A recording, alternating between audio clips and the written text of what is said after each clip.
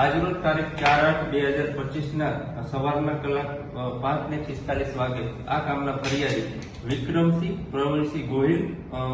ઉવો 45 રે ચોસલા તાલુકો ગઢડા જિલ્લો બોટાદવાળા રૂબરૂ આવી ફરિયાદ આપેલી કે તેના ભાઈ દિલીપસિંહને આ કામેના આરોપી હાર્દિક મૈડા રે મેટોડા અને કેતન ઉર્ફે બીટુ બગડા રે દેવગામ વાળાએ હત્યા કરેલી હોય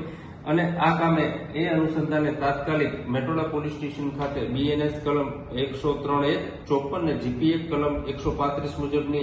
એફઆઈઆર રજીસ્ટર કરવામાં આવેલી છે। આ ગુનાની તપાસ મેટોડા પીઆઈ શર્મા ચલાવી રહ્યા છે અને આ બંને નાસ્તા ફરતા આરોપીઓને પકડી લેવા માટે થઈને અમારા આઈજીપી શ્રી અશોક કુમાર યાદવ સાહેબ તેમજ એસપી શ્રી હિમકરસિંહ સાહેબ રાજકોટ ગ્રામ્ય ના સૂચના અન્વયે એલસીબી પીઆઈ વીવી ઓડેદરા તથા એલસીબીની ટીમ તેમજ અમારા પીઆઈ શર્મા સાહેબ મેટોડા તથા તેની ટીમ આ બંને આરોપીઓની શોધખોળ હોય એ દરમિયાન હકીકત આધારે હાર્દિક મૈડા રે મેટોડા અને કેતન ઉર્ફ બીટુને ધરપકડ કરી લેવામાં આવી છે। આ બનાવ બનવાનું કારણ એવું છે કે હાર્દિકની પત્નીને આ મરણ જનાર દિલીપસિંહે ઉપાડી જવાની ધમકી આપેલી હોય અને